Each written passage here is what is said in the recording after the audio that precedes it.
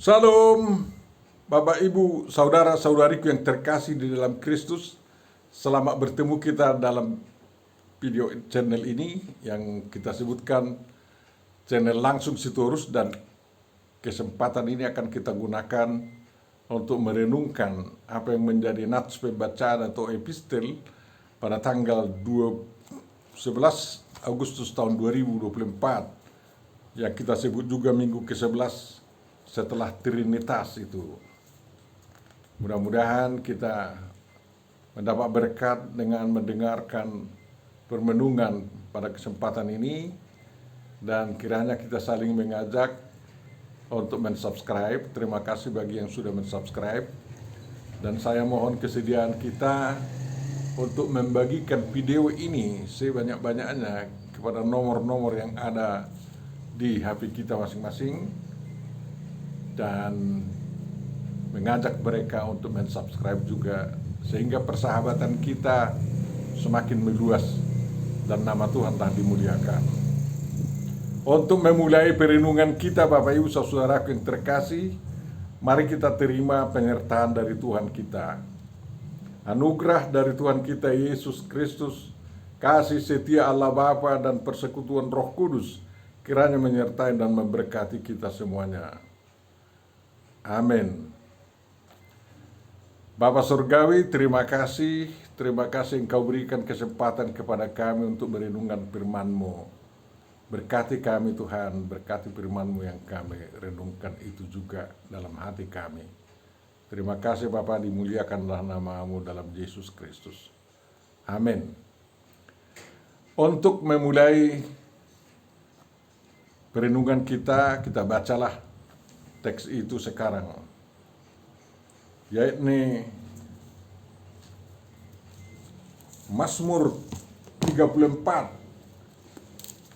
ayat 2 sampai 8. Tapi kita bacalah mulai dari ayat 1.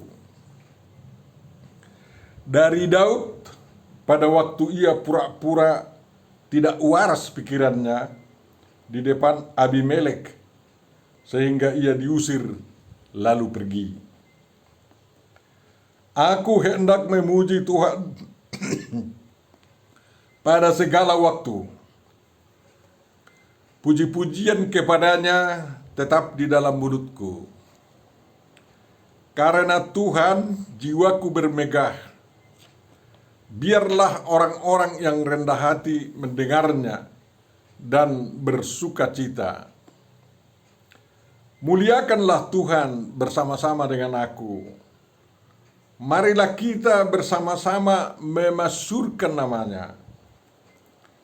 Aku telah mencari Tuhan, lalu ia menjawab aku, dan melepaskan aku dari segala kegentaranku.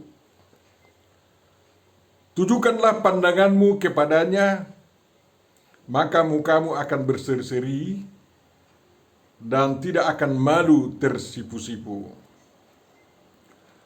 Orang yang tertindas ini berseru, dan Tuhan mendengar. Ia menyelamatkan dia dari segala kesesakannya. Malaikat Tuhan berkemah di sekeliling orang-orang yang takut akan dia, lalu meluputkan mereka. Demikian firman yang akan kita renungkan, Bapak Ibu saudaraku yang terkasih. Tentu saja yang berbahagia adalah orang yang mendengarkan, memelihara, memahami, menghayati, dan melakukan firman maupun perintah Tuhan. Amin. Bapak Ibu saudaraku yang terkasih, tanggal 11 Agustus ini adalah minggu sebelum perayaan hari ulang tahun Republik Indonesia yang ke-79 tanggal 17 Agustus yang akan datang ini. Indonesia merdeka adalah atas rahmat Tuhan yang Maha Kuasa. Dan juga Daud bisa lepas dari perburuan yang dilakukan Raja Saul, mertuanya, adalah atas rahmat Tuhan yang Maha Kuasa. Dia bisa masuk ke markas Raja Ahis atau Abimelek di Gad juga atas rahmat Tuhan yang Maha Kuasa. Dan dia tidak dibunuh di sana karena dia pura-pura gila dan dibawa ke hadapan Raja Ahis atau Abimelek. Lalu Ahis mengatakan, untuk apa aku orang gila seperti ini? Usir dia dari sini, katanya. Lalu Daud luput dari genggaman raja orang Filistin ini, musuh bebuyutan bangsa Israel. Namun bukan hanya di situ, ya, 1 tahun 4 bulan dia bekerja di sana menyamar. Dia kembali datang kepada Ahis lagi karena diburu oleh Saul. Dan Ahis menerimanya, dia bekerja 2 tahun tanpa kesalahan, sehingga Ahis membelanya di depan para panglimanya. Namun para panglimanya mengatakan, dia itu kan Daud yang dipuja-puja orang Israel, membunuh beribu, berlaksa-laksa orang, sedangkan Saul hanya beribu-ribu orang, katanya. Para panglima Raja Ahis tidak percaya kepada Daud setianya. Dan memang Daud mendustai Raja Ahis juga. Kalau dia pergi berperang, dia katakan dia berperang melawan tentara Saul, padahal dia membunuh atau membasmi orang-orang Gesur yang musuh orang Israel dan tidak ditinggalkan bersisa. Laki-laki dan perempuan, anak-anak semua. Kejam kali memang itu. Lalu para panglima Raja Ahis mengatakan, tak usah ikut berperang bersama kita. Kita tidak percaya itu, katanya. Lalu dengan baik-baik Raja Ahis menyuruh Daud pulang meninggalkan kota Gad dan dia selamat. Itu semua adalah atas rahmat Tuhan yang Maha Kuasa, karena perlindungan Tuhan. Dan semuanya itu membuat Daud semakin kagum terhadap Tuhan yang dia ikuti. Lalu dia menulis Mazmur ini, ya, Mazmur yang sangat luar biasa, yang pada Almanak HKI dalam renungan kita akan kita renungkan di bawah bingkai tema hidup baru dalam kasih Kristus. Di manakah letaknya hidup baru Daud dalam peristiwa yang dialaminya? Tentu saja manusia lamanya yang sangat perkasa itu gentar melihat Saul dan mau bersembunyi di markas Raja Ahis agar Saul tidak dapat memburunya. Itulah manusia lamanya. Padahal Tuhan menginginkan dia agar dia berlindung kepada Tuhan. Dan Tuhan melindungi dia. Dan ternyata setelah dia tahu bahwa Tuhan yang melindungi dia dari segala kesesakannya itu, nyawanya terluput,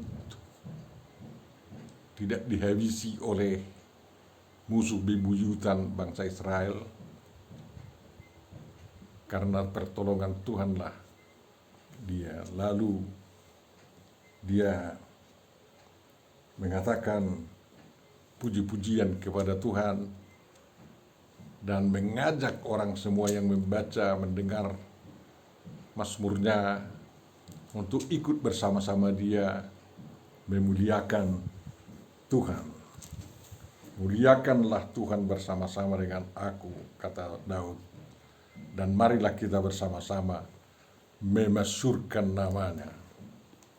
Nama Tuhanlah yang dimasyurkan memang, karena tindakannya yang luar biasa. Merenungkan semua pengalaman Daud yang luar biasa itu, Daud mengatakan, karena Tuhan jiwaku bermegah. Dan dia mengajak agar orang-orang yang rendah hati mendengarnya dan bersukacita. Turut bersukacita di dalam perlindungan Tuhan. Daud mengaku dengan jelas bahwa dia mencari Tuhan. Dan di kemudian hari Amos mengatakan, ya, carilah Tuhan maka kamu akan hidup. Ya kan Amos hidup di zaman Yerobeam II kan. Jadi lebih dahulu Daud mengatakan mencari Tuhan. Dan Daud mengatakan bahwa Tuhan menjawab dia. Daud melepaskan atau terlepas dari segala kegentarannya oleh karena Tuhan menjawab seruannya, permohonannya. Kita pun perlu juga mencari Tuhan sekarang ini. Carilah Tuhan maka kamu akan hidup. Karena Tuhanlah pemilik kehidupan memang.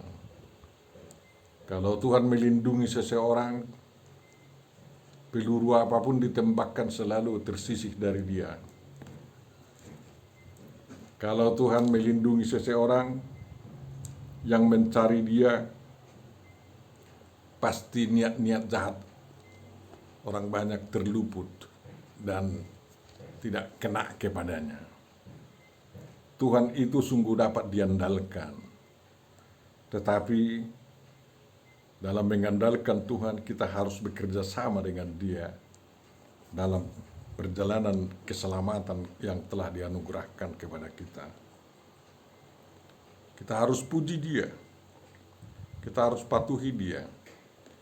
Dan setelah Daud luput dari tangan Ahis, dikembalikan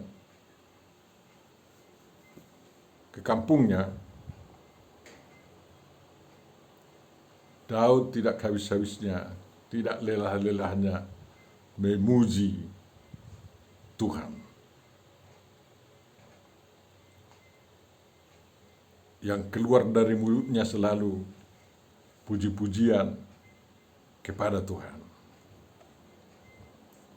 Dia sadari bahwa Tuhan mau meluputkan dirinya dari segala kesesakan dan kegentaran hatinya itu karena dia adalah rendah hati. Rendah hati di hadapan Raja Ahis, rendah hati juga di hadapan orang lain. Sebenarnya dia rendah hati juga terhadap mertuanya Raja Saul. Tapi Saul yang sudah dipenuhi rasa iri hati, ingin membasmi dan menghilangkan nyawa Daud. Dari pengalaman itulah Daud menyerukan kepada orang banyak, kepada semua orang-orang beriman, orang-orang yang tertindas agar berseru kepada Tuhan. Dan pasti menurut Daud, Tuhan akan mendengar. Tuhan akan menyelamatkan dia dari segala kesesakannya. Dengan demikian hidup baru daripada Daud itu adalah bersandar sepenuhnya kepada Tuhan.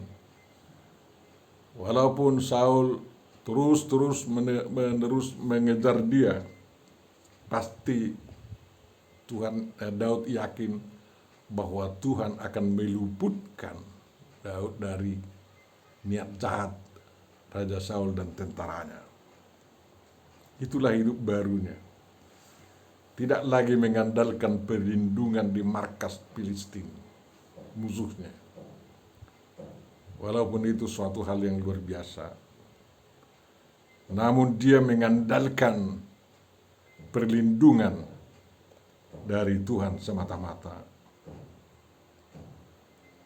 Dia yakin bahwa malaikat Tuhan akan berkemah di sekeliling orang-orang yang takut akan Tuhan dan meluputkan orang-orang itu. Sama seperti pengalaman Daud bahwa malaikat Tuhan menjagai dia dan meluputkan dari segala mara bahaya. Tidak dapat disentuh oleh tangan Saul yang jahat.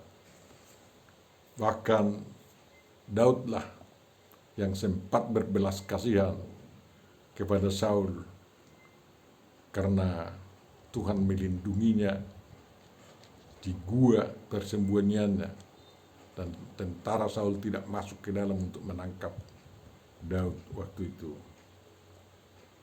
Bapak Ibu saudaraku yang terkasih, ya, ajakan Daud ini perlu juga kita terapkan dalam hidup kita. Kita mencari Tuhan, kita menunjukkan pandangan kita kepada Tuhan, ya, dan memohon para malaikat Tuhan melindungi kita. Dan pastilah kita akan mengecap dan melihat betapa baiknya Tuhan itu, sebagaimana dikatakan Daud di ayat 9.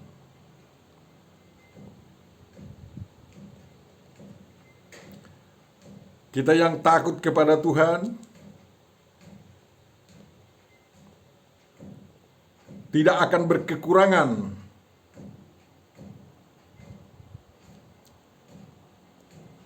bukan hanya untuk kebutuhan hidup sehari-hari, tetapi juga untuk keselamatan kita menuju surga, di mana Tuhan kita Yesus Kristus bertahta.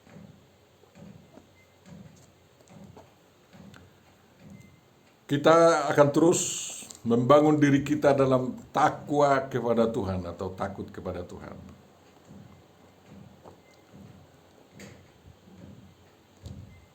Menunjukkan pandangan kepada Tuhan berarti kita mampu menggariskan pengharapan-pengharapan kita yang akan kita alami bersama Tuhan. Tuhan itu sekarang ini masih berkenan ditemukan, sehingga orang yang mencari Dia tidak akan sia-sia. Justru di zaman modern ini, kalau kita mempercayai berita-berita di YouTube, Tuhan sering menemui orang-orang yang membenci dirinya dan sehingga bertobat. Kalau orang Kristen tidak mampu memberitakan Injil di kalangan orang-orang fanatik, baik Yahudi, baik agama pengikut lain, Tuhan yang bertindak menemuinya. Kalau manusia tidak mau mencari Tuhan, Tuhan sendiri mau mencari seseorang dan menangkapnya. Dan itu sudah diberitakan juga di Alkitab. Bukan hanya pengalaman Paulus demikian. Oleh karena itu Bapak Ibu saudaraku yang terkasih, ya, kita sering di dunia ini seolah-olah menjadi gila oleh karena pergumulan-pergumulan menghadapi dunia yang bergoncang ini, yang menjepit kita. Tapi Tuhan melepaskan kita dari situ, asal kita kembali kepadanya. Dan kalau kita sudah mengetahui campur tangan Tuhan dalam kehidupan kita, adalah sangat mulia kehidupan kita kalau kita memuji Tuhan, memuliakan nama Tuhan, bersama-sama umat percaya sepanjang zaman, dan umat percaya yang masih hidup di zaman kita ini. Mari kita ajak semua memuji Tuhan, karena kalau kita memuji Tuhan, ya, kita bisa bermegah, jiwa kita bermegah, dan kita akan alami sukacita yang luar biasa, Bapak Ibu saudaraku yang terkasih dalam Kristus. Pengalaman-pengalaman rohani yang luar biasa itu memberikan sukacita kepada kita. Oleh karena itu, kalau kita bangun pagi, kita tujukanlah pandangan kita kepada Tuhan. Sehingga sepanjang hari kita akan menerima kegembiraan dari Tuhan dan wajah kita berseri-seri walaupun sedang mengalami penindasan ekonomi atau penindasan apapun jenisnya itu di dunia ini. Karena apa?